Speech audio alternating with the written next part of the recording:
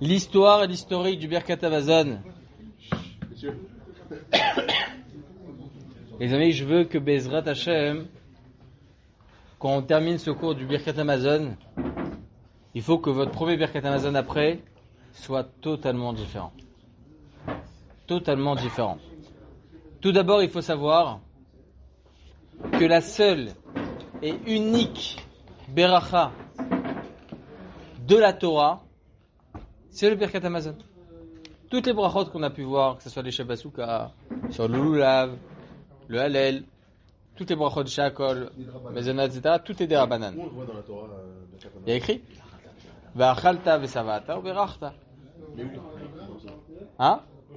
Il y a écrit dans Parashat Ekev. C'est écrit là-bas au sujet des 7 fruits d'Israël. Il y a écrit Eretz Rito Osora ve'gefen ve'teina ve'rimon. Eretz et Shamen udvash. Ensuite, il y a écrit Eretz lo b'miskenu tochal lechem, etc. Et ensuite, Va'achalta ve'savata u'berachta et Hashem Elokecha. À la Haaretz Hatova. D'accord? Donc, la Torah nous enseigne Va'achalta, tu mangeras. Ve'savata, tu te rassasiras. U'berachta, et tu feras la bracha. C'est pas écrit le texte du Birkat Hamazon dans la Torah. Mais c'est écrit quoi dans la Torah? Va'achalta ve'savata u'berachta et Hashem Elokecha à la Haaretz Hatova. Alors regardez ce que nous enseigne la Gemara. C'est quoi Va'achalta ve'savata? On parle de quoi? La nourriture. D'accord? Donc c'est la bracha de Hazan, la nourriture. Et Hashem Elokecha à la Haaretz, sur la terre, c'est la deuxième bracha du Birkat Hamazon, à la Haaretz Hatova Shantalar. Baruch Hashem à la Haaretz dans l'Amazon. Et il y a écrit quoi dans le pasuk? À la Haaretz Hatova. Hatova c'est quoi? Il y a écrit dans Ishaïa, Hatov va'alevanon. Hatov va'alevanon. C'est quoi Hatov? Yerushalayim. Et c'est quoi la troisième bracha du Birkat Hamazon? Vetivne Yerushalayim. Donc Rachem, depuis Rachem jusqu'à Vetivne. Donc on voit une allusion à ces 3 sujets dans la Torah. Alors moi je me pose la question, qui est-ce qui a écrit le texte du Birkat Hamazon? Donc tout d'abord, en préambule les amis, bien comprendre que la bracha elle est de la Torah. Il y a une marloquette dans les poskim. Est-ce que les 3 textes que l'on a aujourd'hui, est-ce que c'est de la Torah ou bien c'est un texte qui a été écrit, etc. Alors il y a écrit déjà dans la Gemara Brachot, dans Maseret Brachot, que les ouvriers qui travaillaient par exemple dans les champs, ou bien en tant qu'agriculteurs sur des arbres, lorsqu'ils mangeaient leur pain, ils devaient faire un Birkat Hamazon abrégé, pour ne pas voler l'employeur.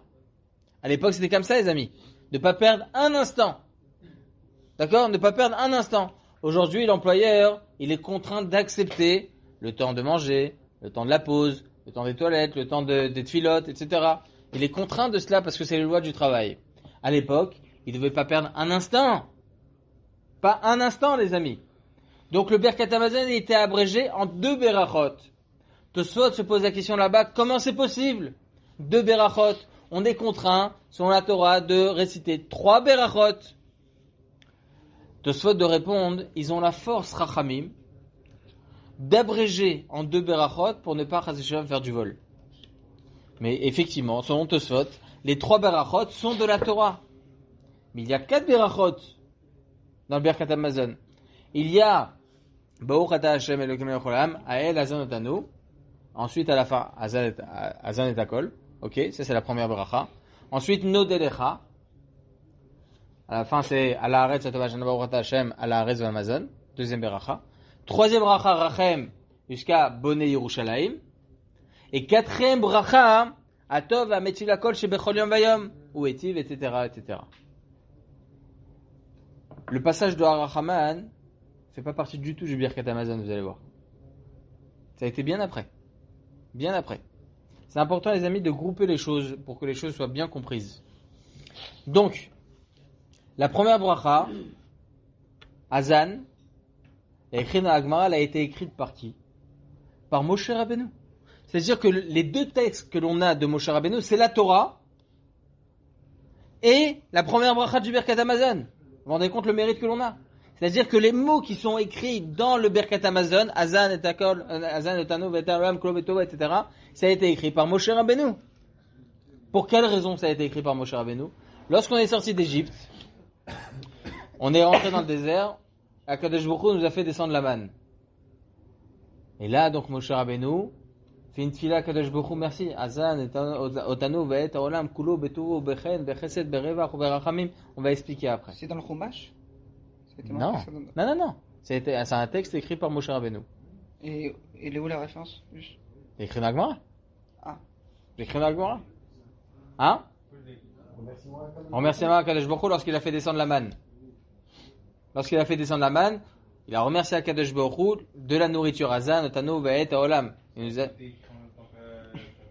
Ça a été écrit à ce moment-là, au moment où on était dans le désert. Par Moshe Rabbeinu.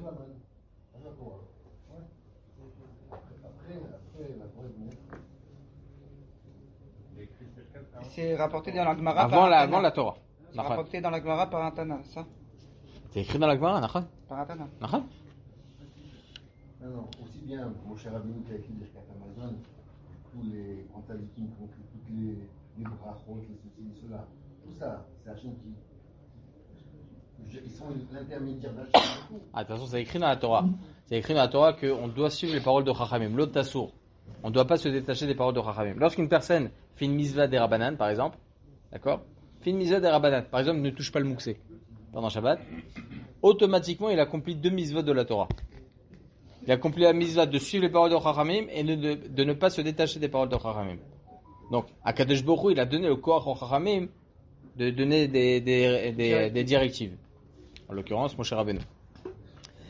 Donc, la première bracha, ça a été écrit par Moshe Rabbeinu jusqu'à Azan et Takol. Le passage de Nodé Lecha, il a été écrit par qui, les amis? Lorsqu'on est rentré en Eretz Israël. Yoshua. Il a été écrit par Yoshua bin Nun.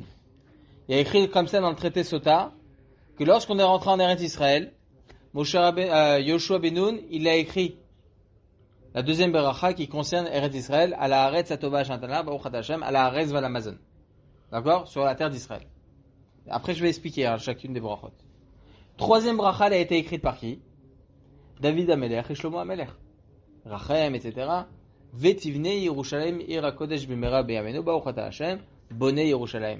Il y en a qui disent Bonne berachamav bevinyan Yerushalayim. On va voir que c'est pas si évident de dire ça.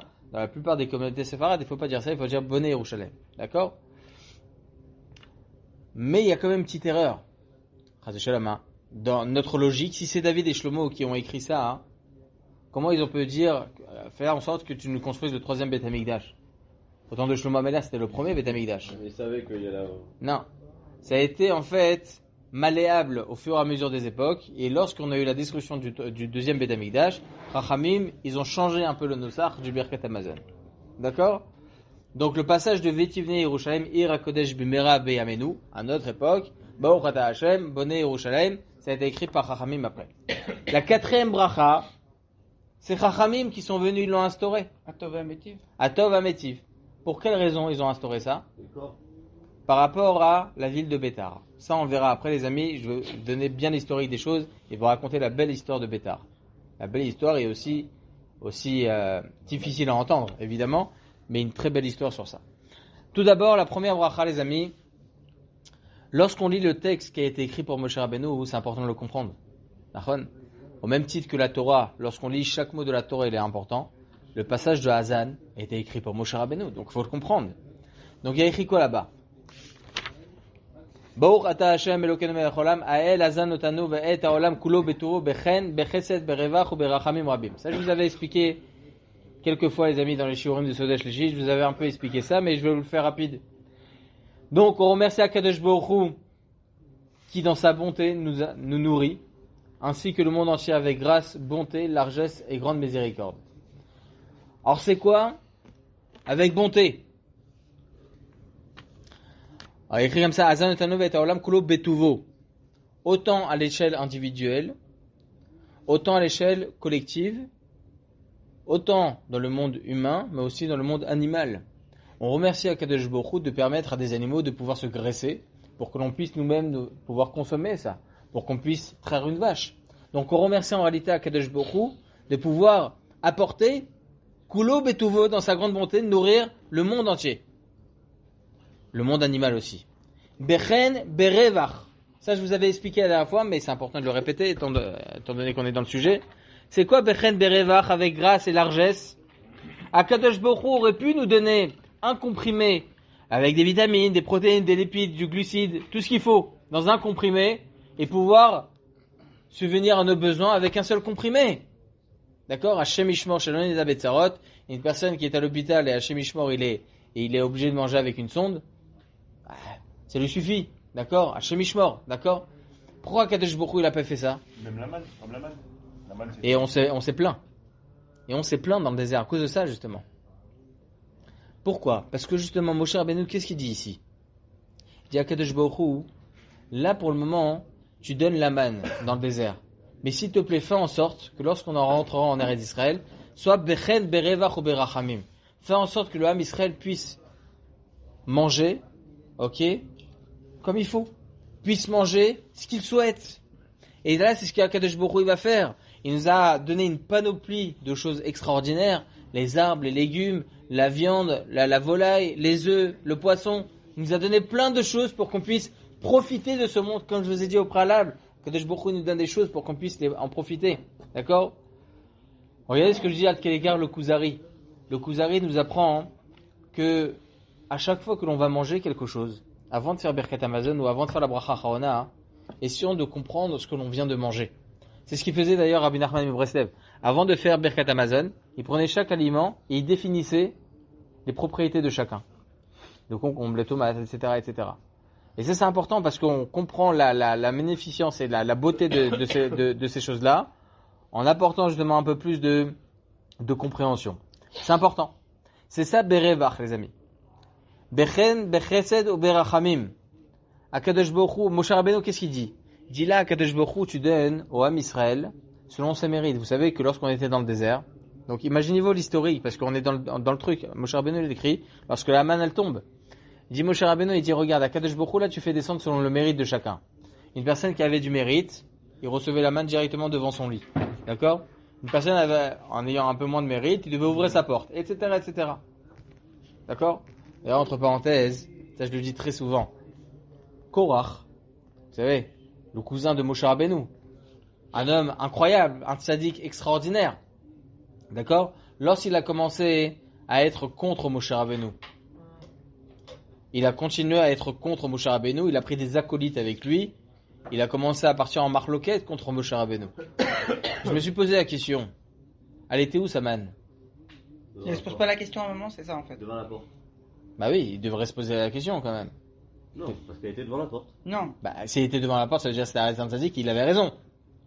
en fait c'est ça la question. Elle avait- Pourquoi elle- Comme il était en marque loquette, Il normalement, faisait la manne, plus, il devait pas fait être une à personne côté de la fait des porte. avérotes, plus elle était loin, sa manne. Donc, Alors écoutez bien, elle était loin sa manne. Alors qu'est-ce qu'il se disait à ce moment-là? Vous savez ce qu'il se disait? Regardez la force de Sarah. Il se disait, peut-être que j'en fais pas assez contre Moshe Rabbeinu. Ah. Vous vous rendez compte? La force du Yetzara? Il a été loin, quand même. Si j'y vais plus fort, alors je mets la balle devant la porte. Voilà. Et il a été loin quand même le mec. Il est fort, hein. Même Korach. Vous vous rendez compte? Alors que nous, ouais, je tape parchement. Ah oui, je veux dire, quand on entend ça de cette nous vraiment, On peut. on peut faire des apéros. Non, non, on peut contrer. J'ai pas dit ça. On peut contrer. Je referme juste la parenthèse. Donc, si c'est chacun selon son mérite, Moshe Rabbeinu, donc il demande à Akadosh Baruch Hu. Non, c'est bon. Merci beaucoup. Je m'abreuve de Torah. J'ai bu plein d'eau. Moshe Rabbeinu, il dit à Akadosh Baruch Hu, s'il te plaît, fais en sorte que lorsqu'on va rentrer en Eretz d'Israël, fais en sorte Bechen, Bechesed, Berachamim. Fais en sorte que il n'y ait pas, ne donne pas la parnassa à quelqu'un selon son mérite. Parce qu'il n'y a plus de libre arbitre. Une personne, elle sait que ça va être difficile pour lui la parnassa si il fait des avérotes. Donc il va faire des misvot, et il est contraint à faire des misvot. Il sera contraint de ne pas faire d'avérotes. Donc il n'y a plus de libre arbitre. Donc là, Moshe Rabbeinu, il écrit à Kadosh Baruch Hu, il dit, fais en sorte Bechen, Bechesed, Berachamim. Donne la parnassa à une personne autant à une personne qui n'a pas de mérite, autant une personne qui a du mérite. Bechen avec grâce, avec bonté et avec miséricorde. Aussi avec la miséricorde, donne la parnasse à la personne. Pourquoi Moshe Rabbeinu, lui, on dit, il a écrit ce premier paragraphe de Lévitique? Oui. Pourquoi il n'est pas mentionné dans la Torah? Il y a plein de choses à la Chalem Moshe Missinaï. Genre Moshe il l'a écrit mais il n'a pas mis dans le... Comme les tfilines et la tsura des tfilines, c'est cubique, ça c'est à la Moshe Missinaï, mais c'est pas marqué dans la Torah. Il n'y a pas un livre avec tout de la halachot de Moshe qu'il n'a pas mis dans le... C'est écrit dans la Gemara. Ouais. C'est plein de choses qui sont écrites dans la un livre Gemara. comme ça qui répertorie tout. Bien sûr qu'il y a. Allez, vas-y, Yoda, t'as vu du travail. Tout est écrit dans la Gemara. Voyage de chasse, vas-y. Exactement. Vas-y. Exactement. À la Chalem Moshe Missinaï, Nachon. Nouvelle mission. Nachon. Alors,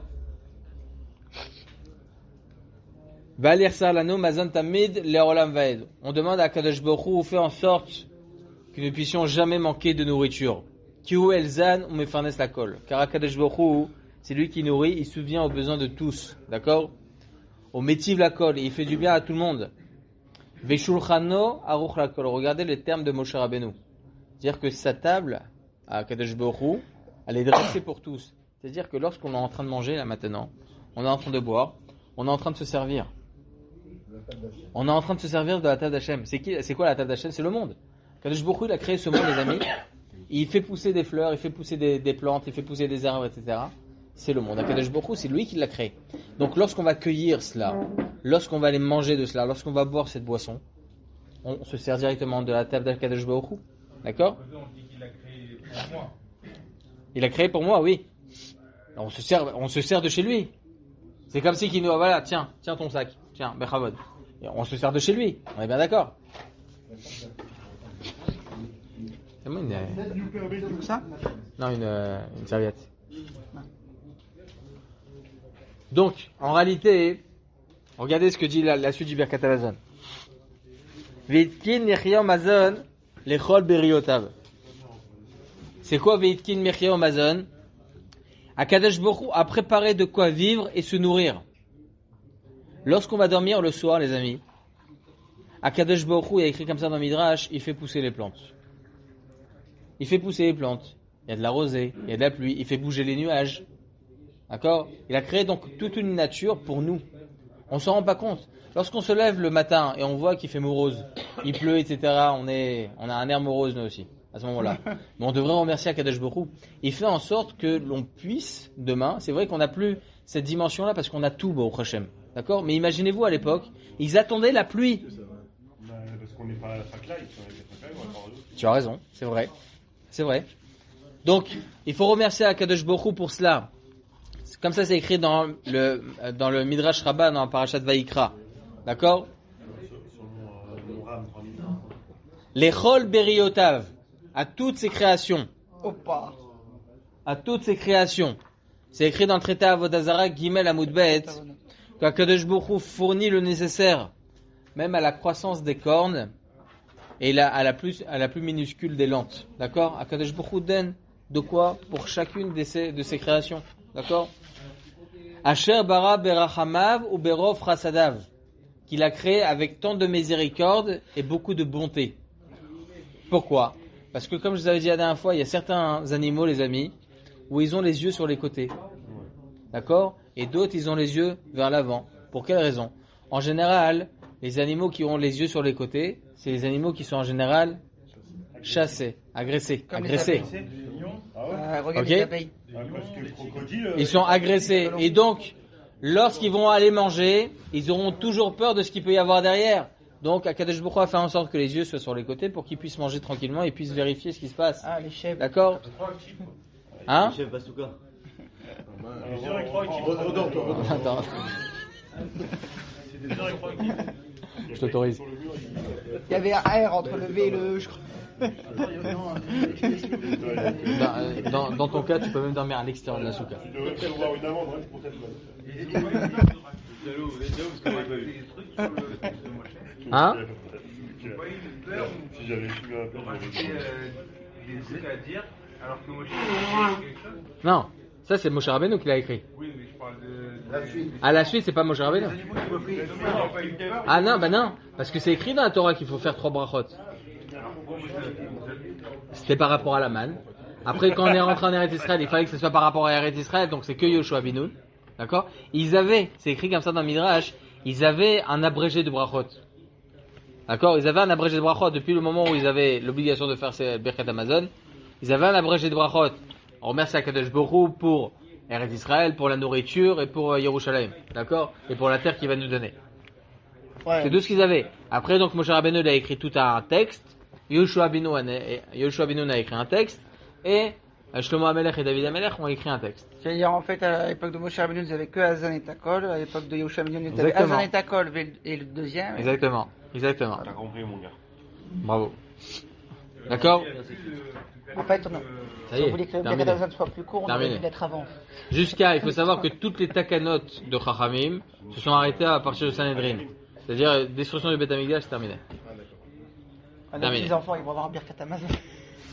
Kamor poteach etzadecha umasbia lechol chai ratzon. Ça, c'est un grand moussa, les amis. Lorsque Akadosh Baruch Hu dit, tu ouvres ta main et apaise tout être vivant en le rassasiant, on dit ça à Akadosh Baruch Hu. C'est-à-dire, Akadosh Baruch Hu apaise et fait en sorte qu'on soit à satiété, qu'on soit rassasié. Mais pas seulement. Moshe Rabbeinu, il écrit ici, il dit que quand est-ce qu'une personne elle est rassasiée? Lorsque elle remercie Akadosh Baruch Hu pour ce qu'il lui a donné. Et on remercie Akadosh Baruch Hu aussi de nous avoir donné la vue. Pour quelle raison? Quel rapport? Le Midrash nous apprend qu'une personne qui ne voit pas chez Mishmor, il est jamais rassasié. Bah oui. D'accord? Parce que c'est par la vue que la personne peut se rassasier et peut déjà avoir l'appétit. D'accord? Parce que l'appétit vient par déjà la vue, Poser la la question, chose. hein. Ok? C'est pour ça qu'on fait des beaux plats, etc. Parce C'est que, pour ça qu'on fait jamais les courses quand on est à jeun. exactement, ça c'est au Sherad. Ouais. Donc c'est ça, bam. La Exactement. carte, elle mange après. Exactement. Tu sais pas Donc il faut pourquoi remercier à ce moment-là, lorsqu'on dit poter, quand est-ce qu'on peut arriver à être rassasié? on avoine, mais- Baruch Hashem, grâce à la vision. Donc on remercie Akadosh Baruch Hu pour ça. Baruch Ata Hashem, Azan et Dakol. Donc on remercie Akadosh Baruch Hu qui procure la nourriture à tous. Voilà la première beracha, les amis. Donc il faut penser à tout ça. L'aveugle, il doit faire comme ça le bras. Bien sûr, quand même. Quand bien même. Parce qu'il n'y a pas seulement ça qu'on remercie Akadosh Baruch Hu. Il y a écrit Bichal dans Midrash que le contentement, grâce au contentement, on arrive à la satiété. C'est-à-dire que si on se contente de ce qu'Akadosh Baruch Hu nous donne, et bien automatiquement Akadosh Baruch Hu nous rassasie pour ce que l'on a. D'accord? Via? Il essaie de trouver. Ah, il a raison. Il a raison. Mais il a raison, il a raison. David, il essaie. Bah, il a raison. Ça, c'est la première bracha, les amis. Donc, il faut penser à tout ça dans la première bracha. Et c'est important, et ça, je l'ai expliqué, c'est aussi à mes shiurim, c'est que lorsque on est dans le Birkat Hamazon, il faut comprendre l'historique. On est. La première bracha, on est dans le désert. D'accord? La deuxième bracha, on rentre en Eretz Israël. Il y a écrit comme ça. Nodelecha. Donc, on te remercie à Kadosh Baruch Hu. On te remercie. Nodelecha Hashem Elokeinu. Al shintralta lavotenu. Eretz haimda tova uchava berid vetorah chaim umazon. Donc, on remercie à Kadosh Baruch Hu de nous avoir donné en héritage à nos ancêtres une terre qui est désirée, bonne, spacieuse, pour l'alliance de Brit Mila et de la Torah, pour la vie et la nourriture. Al shinchalta lavotenu eretz. Ça veut dire qu'on remercie à Kadosh Baruch Hu à ce moment-là. Merci à Kadosh Baruch Hu d'avoir promis à nos ancêtres, Abraham, Israël et Yaakov, que tu allais nous donner Eretz Israël. Eretz, donc la terre d'Israël. La première chose, on mentionne la terre d'Israël dans le Birkat Hamazon, parce que la Torah nous le demande. Ala Haaretz Atova. La Torah nous dit en Sandachon. Le Zohar HaKadosh, il dit la chose suivante, écoutez bien, je vais vous lire directement en français. C'est pas Eretz Israël, mais Eretz. On parle d'Eretz Israël. C'est pas marqué dans. Ala Haaretz Atova. Alors Il y a écrit dans la parashat Ekev, Eretz shelo b'miskenu tochal lechem, une terre où ce sera pas une terre où on sera en manque de pain. Le passage juste avant, c'est quoi? Eretz Rito Osora. C'est la terre d'Israël. Là où poussent les 7 fruits d'Israël. Donc le mot Eretz, lorsqu'on dit Eretz, c'est Eretz d'Israël. Il y a écrit dans le Zohar HaKadosh, je vais vous lire directement en français. C'est par la force et le mérite de la terre d'Israël, regardez la force d'Eretz d'Israël, que le monde entier est nourri. Le monde entier il est nourri. Je vous ai parlé tout à l'heure de Shlomo HaMelech, les amis. Il faut savoir que Shlomo HaMelech, il avait une chokhma, mis à part ce que je vous ai expliqué tout à l'heure. Il a fait en sorte que à Yerushalayim soient plantées toutes les plantes du monde. Les mangues, les pastèques, les kiwis. J'ai fini avec les kiwis. Amen. Amen. Bon, ça marche plus trop. Hein. Amen. Il y a beaucoup d'importations et d'exportations. Parle. 5h50. Amen. Le net 5h50. 6h34. On va devoir faire une à 6h30. Amen. C'est quoi ce délire? Ah non, Khalam Israël. Amen. C'est un décompte jusqu'au net. Amen. Donc, Shlomo HaMelech, il a planté à Yerushalayim toutes les plantes du monde. Comment c'est possible? Il faut savoir que à Yerushalayim, c'est comme dans notre cerveau, comme dans le cœur, il y a des artères. D'accord? Il y a des artères. Et chaque artère, comme ça c'est écrit dans le Midrash, est reliée avec un pays. D'accord? Ça c'est Yerushalayim. Et Shlomo HaMelech, dans sa chokhma, il savait où était chaque artère correspondant à tel et tel pays. D'accord? On peut couper certaines artères là. On peut pas les couper. Certains pays, On peut Comme, pas les... comme Il faut savoir déjà par ils sont où les exemple. artères. l'Algérie. On coupe l'Algérie, la Libye. Et donc Shlomo HaMelech, il connaissait ses artères, il savait exactement où planter chaque chose. C'était ça aussi la chorma de Shlomo HaMelech. Et donc, comme il dit le Zohar HaKadosh, il dit que c'est par la force et le mérite de la terre d'Israël que le monde entier est nourri. D'accord? Et donc, lorsqu'on dit Eretz, dans le Birkat Hamazon, Eretz, Chemda, Tova ou Chava, on remercie HaKadosh Baruch Hu pour cela, de nous avoir donné une terre qui est tant généreuse. Une terre désirée.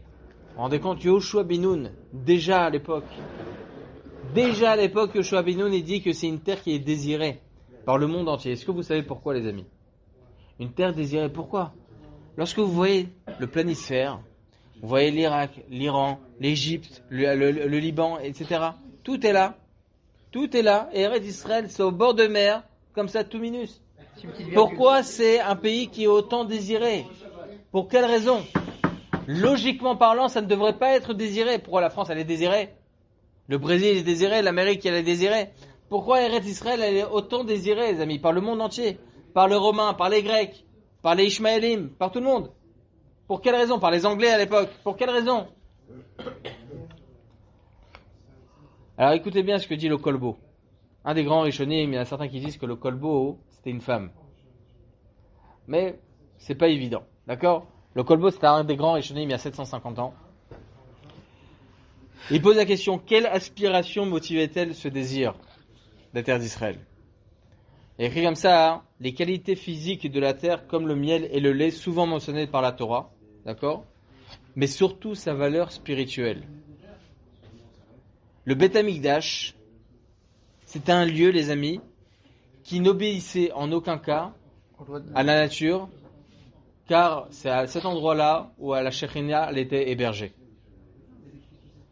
Tout ce qui était naturel n'existait pas au Beth Amikdash. D'accord? N'existait pas au Beth Amikdash. Lorsqu'on voit tous les miracles, hein, même le deuxième Beth Amikdash.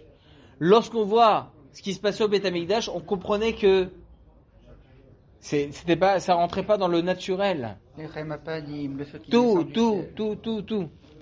Et c'est pour cela, les amis, que déjà les Grecs, les Romains, Pas de bouche ils ont dehors. convoité ce pays-là qui était Eretz Israël, Yerushalayim, et qu'ils ont voulu détruire, qu'ils ont voulu s'accaparer du Beth Amikdash. Aucun d'entre eux n'a voulu détruire le Beth Amikdash. C'est HaKadosh Baruch Hu qui a détruit le Beth Amikdash. Comme ça c'est écrit, le feu il est descendu du ciel et ça a incendié le Beth Amikdash. Rien n'était fait en bois pourtant. Tout était fait en pierre. Et en- Comment le Beth et en Amikdash or. a pu être détruit, incendié? C'est Akadosh Baruch Hu, c'est le feu d'Israël, c'est le feu d'Akadosh Baruch Hu qui a détruit le Beth Amikdash. Et c'est justement pour cela que la terre d'Israël est autant désirée. La question elle est posée, les amis. Jusqu'à encore aujourd'hui, elle est désirée. Pour quelle raison? Pourquoi elle est autant désirée, ce pays il est autant désiré? Eux-mêmes ne pourront jamais vous répondre. Ils vont vous répondre par des idéaux, totalement religieux, culturels, etc. Mais c'est totalement faux. D'accord? Ça n'existe pas. Eux-mêmes, ils le savent. Pour quelle raison? Parce que c'est de père en fils. Et de père en fils. Elle a été désirée, ce pays, il a été désiré, on le veut. On veut ce pays. D'accord? D'ailleurs, même dans le Teilim, c'est écrit David Amelech, il dit Ahar Chemed Elokim, la montagne qu'Hachem a chérie. Parce que tout le monde qui a écrit comme ça dans le Metsudot Yirmiyahu, tous aspirent à atteindre cette terre, tous la glorifient car elle est le siège de la Shekhinah, tout simplement. Elle donne accès à la crainte d'Akadosh Baruch Hu, elle donne accès à tout ce qui est surnaturel. D'accord? Et d'ailleurs, l'histoire, elle l'a confirmé. L'histoire l'a confirmé. Combien on a eu de pogroms, combien on a eu de pays et de royaumes qui ont voulu détruire Eretz Israël et qui ont voulu s'accaparer d'Eretz Israël. Un pays qui donne du bien, qui donne Tova, Eretz Remda Tova, ok? Une terre qui est bonne. Parce que, elle regorge de qualité, comme ça c'est écrit. Urchava, elle est spacieuse. Ce que l'on a aujourd'hui, les amis, c'est une petite partie, c'est une petite virgule, d'accord? Lorsqu'arrivera le Beth Amikdash, on aura, Baruch Hashem, un Eretz Israël qui est immense. Berit Vetorah, Chaim ou Mazon. Maintenant, quel rapport Yoshua Ben Nun? Bien sûr, bien plus grand, jusqu'à la Syrie. Avec la Syrie. D'accord? Il y a écrit, pour l'alliance de Brit Mila et la Torah, pour la vie et la nourriture. Quel rapport maintenant Yoshua Ben Nun qui vient remercier Akadosh Baruch Hu pour ce qu'il nous a donné? On remercie Akadosh Baruch Hu pour la Brit Mila et la Torah. Quel rapport? Brit Mila, Torah, Chaim, la vie, Mazon, la nourriture. Quel rapport à la Brit Mila? Cette alliance, qu'est-ce qu'elle donne en plus? C'est ça qui nous permet d'habiter en Israël. Ah, Chazak, tu te rappelles. J'en avais parlé. Il y a écrit comme ça, dans la Masechet Sota, que lorsqu'on est rentré en Eretz Israël, on ne pouvait pas faire la Brit Mila dans le désert, c'était impossible. Roi Tzfoni, ok? C'était un vent qui pouvait mettre en danger la personne s'il faisait la Brit Mila. Dans le désert, c'était dangereux. La seule personne qui a fait la Brit Mila dans le désert, c'est Yitro. Moshe Rabbeinu aussi. Yitro. Moshe Rabbeinu aussi. Non? Tzipora Les enfants de Moshe Rabbeinu, ils ont fait lorsqu'ils sont partis vers l'Égypte. Mais Tzipora, elle a fait à Moshe Rabbeinu. Pas à Moshe Rabbeinu, à ses enfants. Elle a fait à Moshe Rabbeinu aussi. Pas à Moshe Rabbeinu. Tzipora, c'était la femme de Moshe Rabbeinu. Je sais. Elle n'a pas fait la Brit Mila à son mari. Il n'avait pas la Brit Mila Mais si. avant très longtemps, Moshe Rabbeinu. Il était mamou. Il l'a fait à ses enfants. Elle l'a fait à ses enfants. Elle l'a fait à ses enfants. Elle l'a fait à ses enfants lorsqu'ils étaient ils sont partis vers l'Égypte. Abraham aussi dans le désert. Avant. Et c'était bien avant. C'était pas le même désert aussi. D'accord? Hein? Il a sauvé la vie de Moshe Rabbeinu, Nahon. Il y avait un serpent. Parce qu'il y avait un serpent qui est mort. Alors, donc lorsqu'on est rentré en Eretz Israël, il est écrit dans la Gemara Sota, Yoshua Ben Nun a demandé à tout l'homme Israël de faire la Brit Mila. Il ne pouvait pas rentrer en Eretz Israël sans la Brit Mila. Impossible. On veut avoir un mérite en Eretz Israël, de pouvoir rentrer en Eretz Israël, il faut obligatoirement la Brit Mila. Berit, Vetorah. Et l'étude de Torah. Hein? C'est valable aujourd'hui? Bien sûr. C'est-à-dire qu'on peut pas mériter d'Eretz Israël. On peut y être, évidemment. Il y a plein de gens qui... Bien sûr, mais elle est arabe. Mais, Tachles, si on était au temps du Beth Amikdash par exemple, on ne pouvait pas rentrer en Eretz Israël si on n'avait pas fait la Brit Mila. D'accord? Impossible. La Brit Mila et la Torah, c'est ce qui nous permet d'avoir un mérite en Eretz Israël. Sans ça, on ne peut pas rentrer en Eretz Israël. Lorsque Yoshua Ben Nun est rentré en Eretz Israël avec tout le Ham Israël, il a pris 12 pierres. D'accord? Il a pris 12 pierres, il a écrit la Torah sur ces 12 pierres. Et chacune des tribus, il avait une pierre. Pour quelle raison? Parce que lorsque les Goïm, ils rentraient là-bas, ils ne pouvaient pas dire, ah bah non, on ne pouvait pas rentrer en Israël parce qu'on ne pouvait pas étudier la Torah. Si, vous pouvez étudier la Torah. Vous pouvez la lire dans chacune des pierres. D'accord? Ils devaient gratter la pierre, il y avait du cide par-dessus. Ok, bon, le méchant est écrit dans la Maseret Sota. D'accord? Et donc, pour pouvoir mériter d'Eretz Israël, les amis, il fallait Berit Vetorah. Sans ça, on ne pouvait pas mériter des Eretz Israël. D'ailleurs, c'est une des raisons pour laquelle il est écrit dans le Zohar Kadosh que Ishmaël, les Arabes, ils ont le mérite d'être en Israël. Parce qu'ils font la Brit Mila. Comme c'est écrit dans le Zohar, il y a 3000 ans. Rabbi Shimon Bar Yochai dit ça. Quand est-ce on va pouvoir avoir ce mérite-là de reprendre Eretz Israël? Lorsqu'ils auront puisé tout leur mérite. Comme ça, c'est écrit dans le Zohar Kadosh. Rabbi Shimon Bar Yochai disait ça il y a 3000 ans déjà. D'accord? Et on le voit. On a Ishmaël qui sont présents. Ils ont le mérite de la Brit Mila. On ne peut pas les retirer des Eretz Israël pour le moment. Jusqu'à que Bezrat Hashem, ils auront puisé tout leur mérite. Et on pourra récupérer grâce au Mashiach Tzidkenu. D'accord? En tout cas, pour le moment, hein, c'est pour ça que Yehoshua Benoun, il écrit dans le Birkat Hamazon, Berit Vetorah, Chaim ou Mazon. Donc, on remercie Akadosh Baruch Hu pour la Brit Mila, la Torah, parce que c'est grâce à cela qu'on peut rentrer en Eretz Israël. D'accord? Al Sheotzetanu Me'eretz Misraim, Uvditanu Me'bet Abadim. On remercie Akadosh Baruch Hu de nous avoir sortis de la terre d'Égypte et de nous avoir rattachés de la maison d'esclaves. D'accord? On a été sortis de là-bas. Donc, on est sortis d'Égypte et on a pu rentrer en Eretz Israël.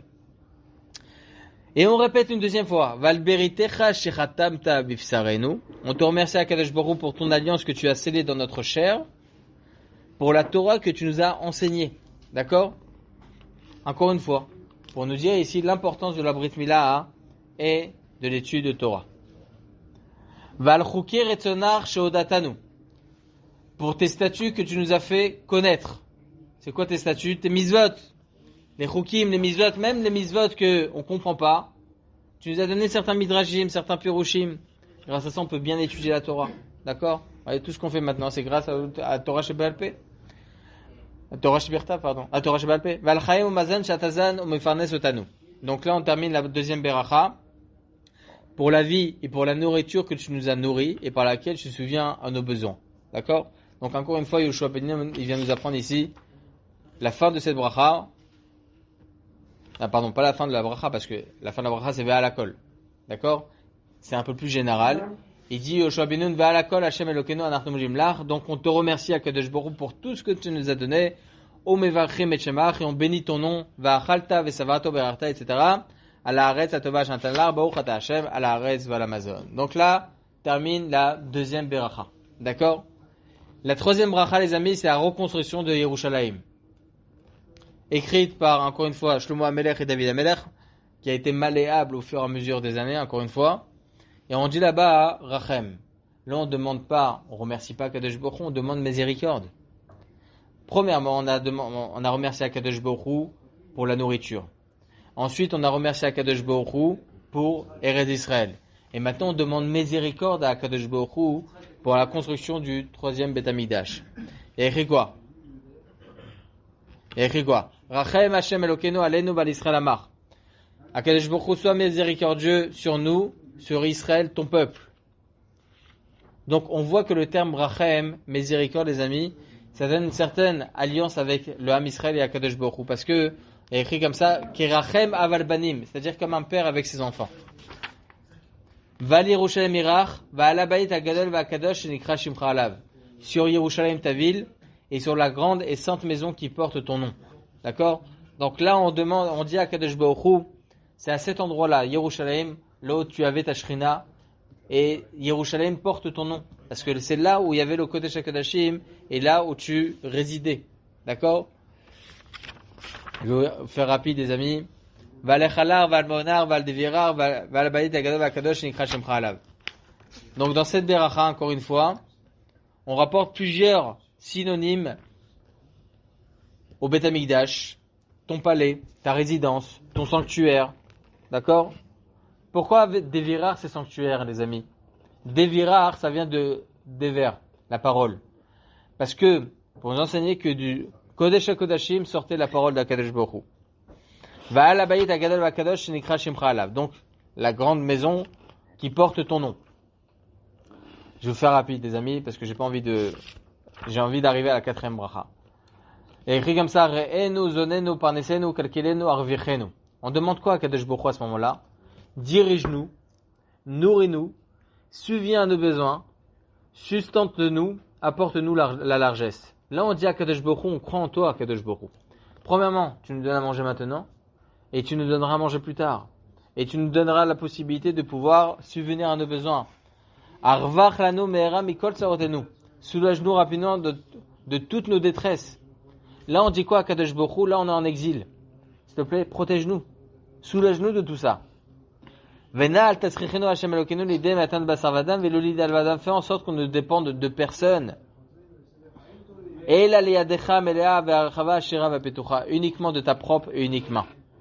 Afin que nous puissions ne pas avoir honte. Vous savez, lorsqu'une personne allait aider d'une autre personne, elle a honte. Donc on demande à Kadosh Baruch Hu qu'on puisse ne pas avoir honte. On parle presque de Doc, on a dit que Rachel c'est pour Yerushalayim. Nahon. Parce que même en exil, et vous allez comprendre pourquoi. Vous allez comprendre pourquoi dans la 4e bracha, on demande même en exil à Kadosh Baruch Hu, apporte-nous de quoi manger. C'est quoi le chidouche? Le problème, les amis, c'est que nous, on est en exil depuis plus de 1900 ans, on s'en rend pas compte. On n'a jamais connu Beth Amikdash. Mais Baruch Hashem, on a toujours eu de quoi. Donc il n'y a pas vraiment de chidouche. Mais vous allez voir c'est quoi le chidouche. Dans la 4e bracha, vous allez le voir.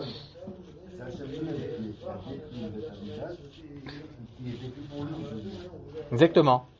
Exactement, mais vous allez voir. Écoutez bien. Donc on demande Malchut Bet David Meshicha Tachazerena Limkoma Bimera Ve'emenu. Fais en sorte qu'il puisse y avoir la royauté à nouveau de David Ameler rapidement Bimera Ve'emenu de nos jours. D'accord? Vetivne. Le Retzeva Chalitzenu de Shabbat, on le verra plus tard. Comment ça arrête là? Il va pas bien Yoni. Hein. Il est fatigué Yoni. Yoni, tu peux t'asseoir. Moi je commence avec eux. Vetivne Yerushalayim Irach Bimera Ve'amenu. Reconstruis Jérusalem, ta ville, rapidement de nos jours. Baruch Ata Hashem Boné Yerushalayim. Il y en a certains qui disent Boné Berachama Binyan. Construis avec miséricorde ton sanctuaire. Pourquoi on ne dit pas nous les Sfaradim Berachamav avec miséricorde? Parce qu'il faut savoir que le 3e Beth Amikdash, selon certains poskim, ne sera pas construit avec la miséricorde. Il sera construit selon nos mérites. D'accord? Si on a assez de mérites, Akadosh Baruch Hu construira le Beth Amikdash. Les Ashkenazim, eux, ils disent Berachamav. Pourquoi? Parce qu'ils disent certes, ça dépend de nos mérites, mais il y a aussi la miséricorde divine. D'accord? Marloqué dans les poskim. Amen. Amen. Amen. Et je me remets à la main de ma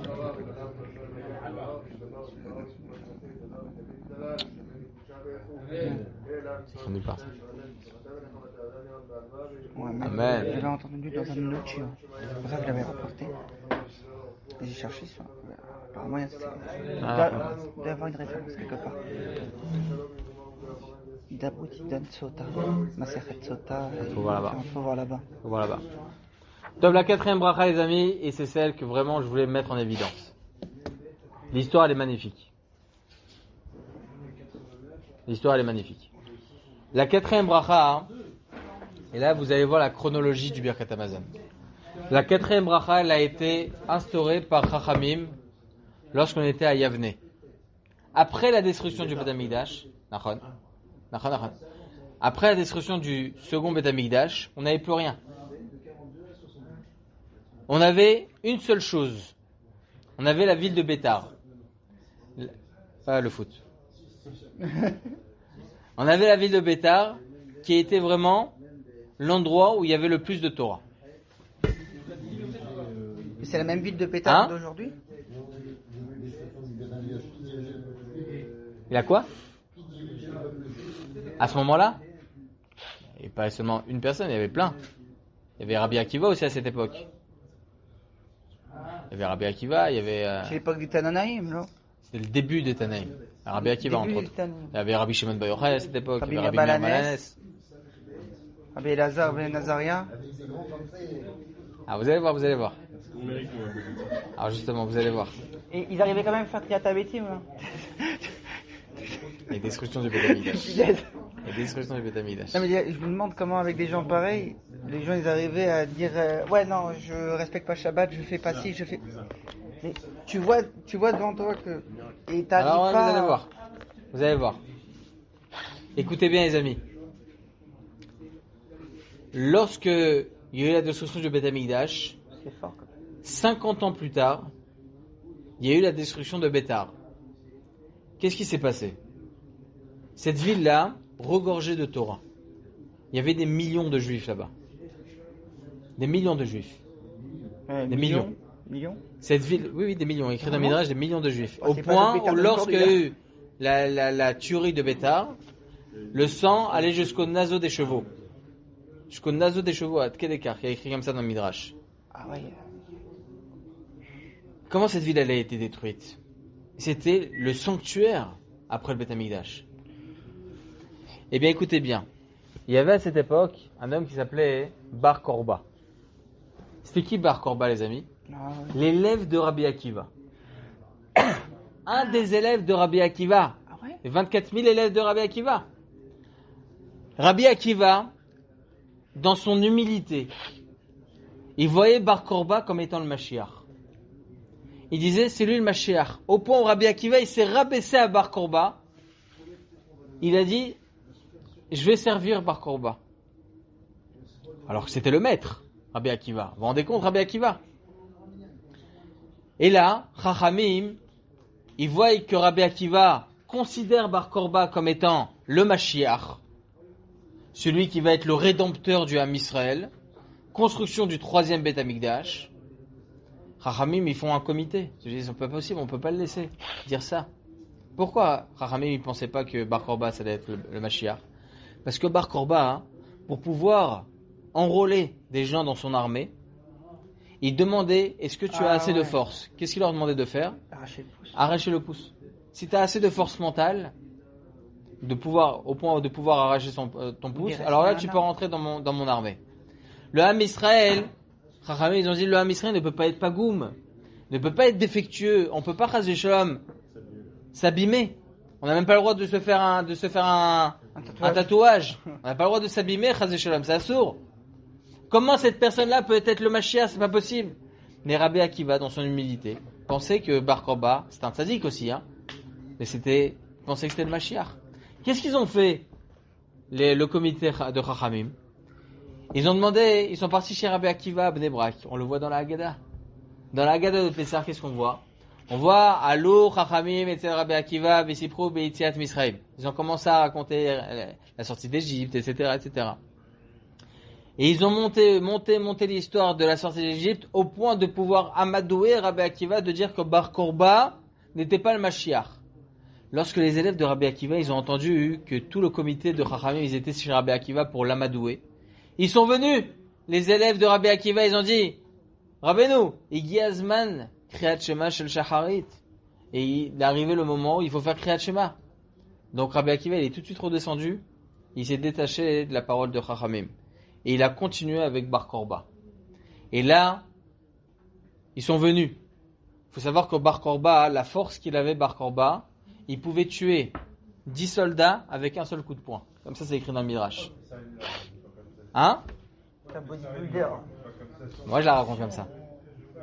Ils disent qu'il a étudié toute la nuit, tellement il a étudié qu'il s'est rendu compte que c'est l'heure de Kriyat Shema.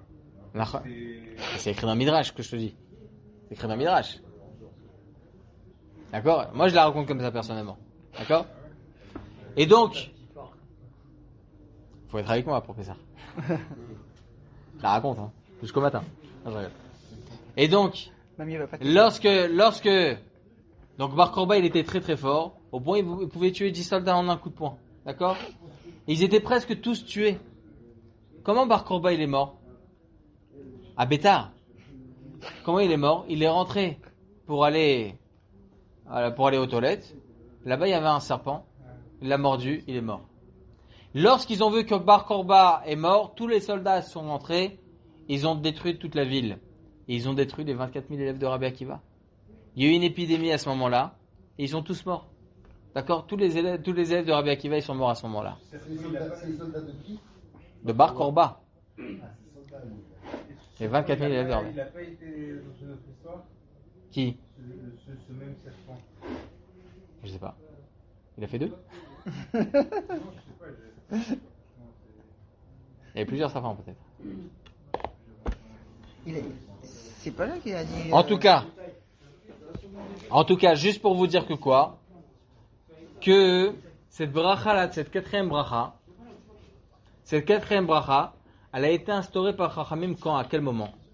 Eh bien, lorsque Bétar a été détruite, 1 an et demi après, le Ham Israël, ils ont pu rentrer dans cette ville. Parce que le royaume interdisait de rentrer dans cette ville. Imaginez-vous les millions de morts qu'il y avait là-bas. Quel royaume? Le royaume qui était à l'époque, je crois que c'était les Grecs. Je crois que c'était les Grecs. Ah oui, t'as dit que les corps, ils n'étaient pas décomposés. Et alors justement, au bout d'1 an et demi, ils sont rentrés dans la ville et ils ont vu que les corps n'étaient pas détériorés. Et donc, Chachamim, ils ont instauré une beracha à Tov et à Métiv. Akadosh Baruch Hu, tu es bon avec nous, car on a pu rentrer à nouveau dans cette ville-là. Et à Métiv, il est bon aussi envers les autres, qui a pu, Baruch Hashem, laisser les corps indemnes, et on a pu les enterrer. Pour le vin. Alors, je vais expliquer pour quelle raison. Quel rapport le vin avec Birkat Hamazon? Je vais tout expliquer. En réalité, c'est quoi cette bracha, les amis? Écoutez bien. Cette bracha, c'est un souffle. Ça a été insoufflé au Ham Israël, un espoir qui nous garde encore jusqu'à encore aujourd'hui. Pour quelle raison? Parce que lorsqu'il y a eu la destruction du Beth Amikdash, notre seul rempart, c'était Bétar. On s'est dit, là-bas c'est le royaume de la Torah, on va pouvoir, Baruch Hashem, assouvir nos besoins là-bas, Akadosh Baruch Hu va nous protéger de là-bas. Lorsque Bétar a été détruite, le Ham Israël, à ce moment-là, ils se sont dit, c'est terminé. Il n'y a plus de peuple juif. À cette époque, ils se sont dit quoi? Ils se sont dit, rien ne pourra nous protéger. La protection du Ham Israël est surnaturelle, les amis. Surnaturelle. C'est pas possible que ce peuple-là vive. D'accord? C'est pas possible. Donc, en réalité, lorsque Bétar a été détruite, le Ham Israël a fait Iyouch complètement. Il a complètement abandonné. Il s'est dit, c'est bon, à Kadosh Baruch Hu, on ne pourra plus vivre. Comment on pourra vivre à Babel, en Irak, on pourra vivre en Syrie, etc. Le peuple juif ne peut pas résister avec d'autres pogroms, c'est pas possible. Comment tu pourras nous protéger? On n'a plus de Torah, plus de Bétar, plus d'Israël, plus rien. Plus rien. Lorsqu'on est rentré au bout d'1 an et demi à Bétar, et on s'est rendu compte qu'Akadosh Baruch Hu, il avait fait un miracle. Il y a écrit dans Midrash qu'il avait insufflé dans chacun des corps une virgule de vie comme ça, de souffle, pour qu'ils puissent rester intacts. Et lorsque Chachamim, ils ont vu qu'Akadosh Baruch Hu continuait à nous faire des miracles, ça a insufflé à ce moment-là un espoir incroyable pour le Ham Israël. Akadosh Baruch Hu est avec nous, même après la destruction de Jérusalem, même après la destruction du Beth Amikdash, même après la destruction de Bétar. Et donc ils ont instauré cette bracha. Atov, Ametiv, Akol, Shebechol, Yom Vayom, ou Etiv, il nous a fait du bien, ou Metiv, il nous fait du bien, mais ou Yetiv, il continuera à nous faire du bien. Là, c'est un espoir incroyable. C'est pour ça que Chachamim, ils ont instauré cette bracha-là dans le Birkat Hamazon. Parce que Akadosh Baruch Hu continue à subvenir à nos besoins même dans notre exil. C'est pas quelque chose de normal. Je n'arrive pas à concevoir que Rabbi Akiva il puisse. C'est l'humilité du Rabbi Akiva. C'est pas l'idée, il va. Au contraire, à l'encontre de la Torah. Non, mais on peut pas s'imaginer qui était Rabbi Akiva. Quand même. Lorsqu'on dit Rabbi Akiva vechaverav. Tout ça, il y a le moment où il s'est mis dedans. Comment il peut laisser quelqu'un faire des choses qui sont à l'encontre complètement de la Torah? Alors, je vais essayer de te dire les choses comme ça. Imagine-toi que demain, la ville, je sais pas si je peux dire la ville, Rabbi Chaim Kanevski. Il y a un gadol qui dit Rabbi Chaim Kanevski, s'il était encore en vie, d'accord, c'est le Mashiach. On le croit? On peut le croire. Parce que c'est un gadol, c'est un anak. Oui, mais si il parle de quelqu'un qui est tatoué de partout et que il te dit. Tu as raison. Fais un tatouage. Mais Bar Korba, il n'était pas comme ça. Bar Korba, c'était un tzaddik, un anak, c'était un géant en Torah. Hein? Il a vu le doigt arraché. Peut-être? On ne sait pas. Je sais pas. Moi, personnellement, je sais pas. Non, je veux dire, il n'y a pas d'écrit pour ça.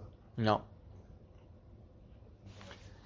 C'est pas compréhensible dans notre esprit à nous. Mais dans l'esprit de Rabbi Akiva à l'époque, c'était au-dessus. C'est-à-dire, même si peut-être c'était une avéra, mais c'était minime à ses yeux par rapport à la grandeur de cet homme.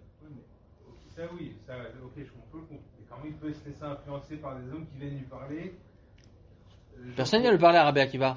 Après, si, ce qu'on raconte pendant la Geda, il parlait pour lui faire changer d'avis sur. Pour lui faire changer d'avis. D'accord ? Comment, genre, ces personnes-là, ils ont pu l'influencer. Ils ont essayé de l'influencer, ils n'ont pas réussi, pas sauf. Parce qu'il n'a pas changé d'avis. Il n'a pas dit après que c'était pas un chien. Non. Les élèves de Rabbi Akiva, ils sont vite venus lorsqu'ils ont entendu que Chachamim, ils essayaient d'amadouer Rabbi Akiva.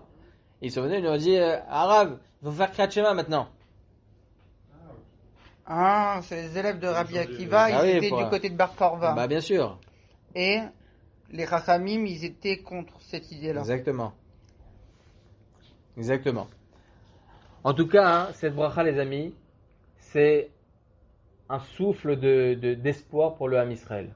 À ce moment-là, c'était inimaginable. Les gens, ils voulaient se suicider. À Kedekar, que lorsque la destruction du Beth Amikdash, les Kohanim, ils étaient sur le ponton du Beth Amikdash et ils se sont jetés dans l'incendie du Beth Amikdash. C'est-à-dire, on ne peut plus vivre sur le Beth Amikdash. On ne peut pas s'imaginer, les amis, le manque du Beth Amikdash. On ne l'a pas vécu. D'accord ? Lorsqu'on connaît l'historique, vous vous rendez compte, on est sorti d'Égypte, on va dans le désert. Moshe Rabbeinu fait une première beracha. On rentre en Eretz Israël. Yoshua ben Nun fait une deuxième bracha. On rentre en Eretz Israël quelques années après. David Ameler, Shlomo Ameler construit le premier Beth Amikdash, bien des années plus tard. Et là, on fait une troisième beracha. Destruction du second Beth Amikdash, destruction de Bétar. Et là, on rentre dans Bétar.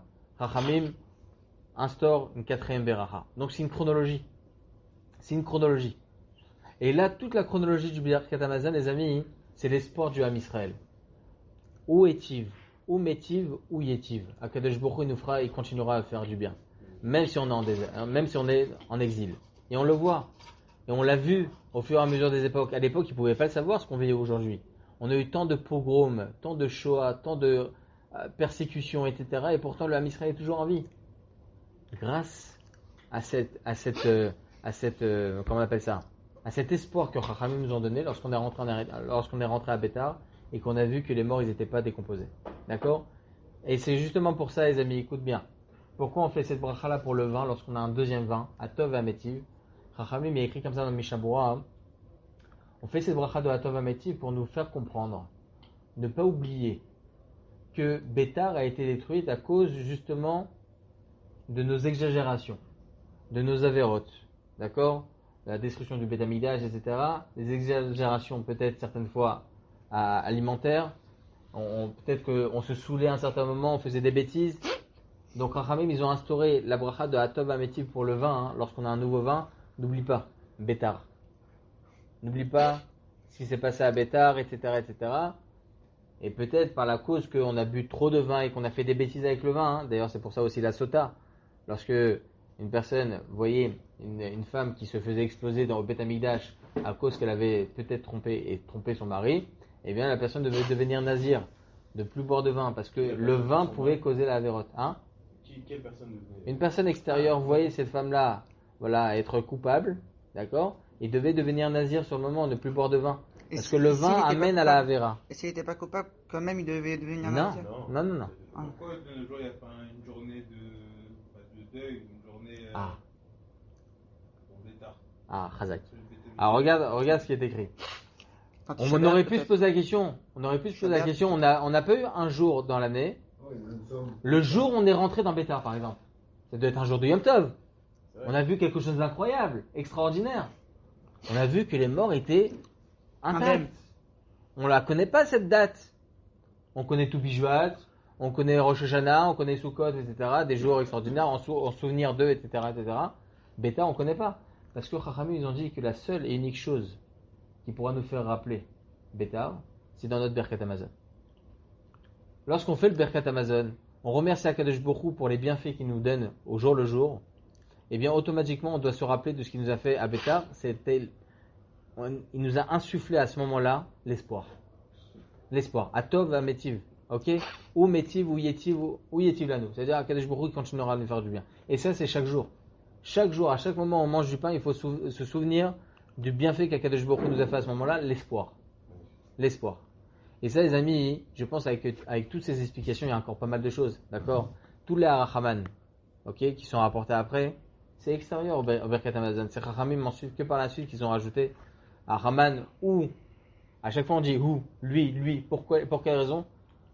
pour continuer encore sur cette idée. Il n'y a que lui, c'est que Akadosh Baruch Hu qui nous apporte. Il l'a mis. Et la refoua, et si, et ça, c'est que Akadosh Baruch Hu.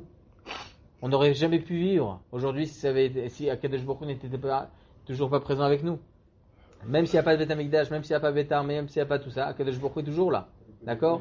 Et c'est justement l'espoir que l'on doit, c'est l'espoir justement que l'on doit avoir jusqu'à aujourd'hui, les amis, avoir cet espoir, se dire et avoir cette émouna qu'Akadosh Baruch Hu continue à nous donner. Lorsqu'on fait Azan, lorsqu'on fait Ala Val Amazon, lorsqu'on fait Rachem, on demande miséricorde à Akadosh Baruch Hu, et là, Atov Ametiv Lakol Shibachon Amayov, ou Etiv, ou Metiv, ou Etiv, ou Gemalanu, ou Gomlenu, ou Igmelenu, il nous fait des Gmilut Rasadim, il nous fait des bontés, des bontés et des bontés. Ok?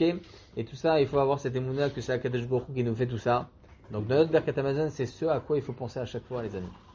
Toute l'histoire, toute la chronologie que je vous ai dit, et toutes les explications que je vous ai dit, je peux vous assurer que votre Birkat Hamazon change. Hein? Je sais pas. Il n'y avait pas encore la Torah. À l'époque d'Abraham, quand il faisait quoi avoir des invités pour la Si, au temps d'Abraham, il faisait toute la Torah sans avoir eu encore la Torah. Et après, ça c'est. Après, est-ce qu'il continuait ou pas, je sais pas. Mais Quoi, il faisait le Birkat? c'est très possible qu'il faisait Birkat, mais sans le Birkat, ça veut dire ça. Il remercie Akadosh Baruch Hu pour le pain, etc., etc. C'est tout. Jusqu'au Matan Torah. Matan Torah, lorsqu'on a eu Matan Torah, il y a eu Jusqu'au le Matan Torah, les Juifs, ils faisaient les. On dit qu'ils faisaient les mitzvot. Mais Pessah, qui est écrit. Ils faisaient pas comme c'est écrit, genre après dans la Torah, parce qu'ils ne savaient pas comment ça allait être. Il y a plein de choses. Comment il peut faire Pessah? Il avait écrit que Avraham Avinu faisait Pessah, alors qu'il n'y avait pas eu la sortie d'Égypte. D'accord? Il faisait la Torah telle qu'elle, sans les raisons de la Torah. Yetziat Mitzrayim, etc. Bon, c'est d'autres choses encore. Hein. En tout cas, il faisait certaines mitzvot, effectivement, hein, avant même le don de la Torah. Hein? Ah, ça c'est évident. Et Mehen Shalosh, Alors, le Halamechia, alors justement, il y a une marloquette dans la Gemara Maseret Brachot. Le Halamechia, c'est quoi Mehen Shalosh? Comme les trois. C'est quoi comme les trois? Comme les trois brachot du Birkat Hamazon. Parce qu'il y a écrit quoi dans la Torah? Chazak. Il y a écrit quoi? Eretz Ritao Sohora, Vegefen Vetena, Verimon, Eretz Shemen Udbaz, donc les 7 fruits d'Israël.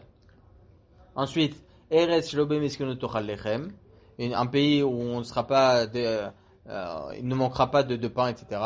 Et ensuite, il y a écrit Vachalta Vesavata Uberachta. D'accord? Tu mangeras, tu te rassasieras et tu feras Birkat Hamazon. Il y a écrit dans la Gemara, écoute bien, il y a écrit dans la Gemara, est-ce que le Ve'achata Vesavata Uberachta, est-ce que le Birkat correspond aux 7 fruits d'Israël? Le passouk juste avant, ça parlait des 7 fruits d'Israël. Donc peut-être qu'il faudrait faire Birkat sur les 7 fruits d'Israël, en l'occurrence quoi? Le blé, même le mésonote. Bah oui, ça. Ou bien à la hetz. Pourquoi faire à la hetz sur les 7 fruits d'Israël alors qu'on devrait faire Birkat Hamazon? Marloquette entre Rabban Gamliel et Rabbi Akiva, si je ne me trompe pas. À l'Achal et Maaseh, on fait une bracha qui ressemble au Birkat Hamazon. Mais en shalosh, comme les 3 brachot du Birkat Hamazon. D'accord? Et dans Al-Mechia, Val-Kalkala, Val-Tenuvat, Val-Eretz, Remda, Tova, Chava, Sherasita, Vin-Chalta, Lavotenu. Donc on rappelle quoi là-bas? On rappelle Eretz Israël, on rappelle le Hazan, ok? On rappelle tout ça. Donc c'est comme les 3 brachot du Birkat Hamazon. Cette bracha-là de Al-Mechia, il y a une marloquette, est-ce qu'elle est de la Torah ou bien des Rabbanan? Al-Achal et Maaseh, elle est des Rabbanan. D'accord? C'est pour ça que si une personne a un doute s'il l'a fait ou pas Birkat Hamazon, à la Mechia, il ne refait pas la Mechia. Birkat Hamazon à four. À la fin de la Beracha, on dit à la Mechia va la Bauchata Hashem, à la Haaretz va la Mechia. C'est tout. C'est écrit dans la Gemara. La Gemara nous enseigne, on ne peut pas finir avec 2 sujets, une bracha. Pas à la Mechia va la Kalkala? Non, on doit finir à la Haaretz va la Mechia. Ah, que sur la fin. Que tout à la fin, exactement. D'accord? On va faire une petite pause, après je vous dirai quelques halachot, les amis. La Corba, on sait où il est enterré? Hein? On sait où il est enterré? Qui? La Corba. Bar Korba, ah oui, sûrement. On sait où il est enterré. Il est considéré comme un rachat. C'est un tzaddik, c'est un tzaddik. C'est-à-dire C'est un tzaddik, mais c'est un autre niveau de tzidkout. On peut pas comprendre.